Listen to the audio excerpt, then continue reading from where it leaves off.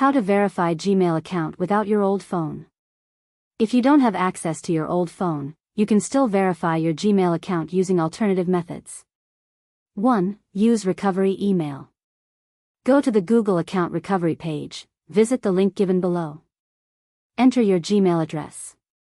Choose the option to get a verification code sent to your recovery email. Open your recovery email inbox and enter the code to verify. 2. Answer security questions. If you don't have a recovery email, click on Try Another Way. Google may ask the security questions you set up earlier, like your birth date or last password you remember. Answer them correctly to verify your account. 3. Use a new phone number. If you have a new phone number, you can add it. Go to Manage your Google account security.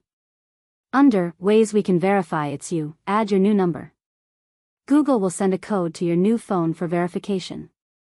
4. Sign in from a trusted device.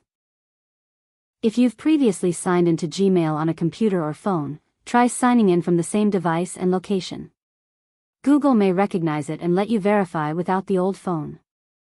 5. Fill out Google's recovery form. If nothing works, Google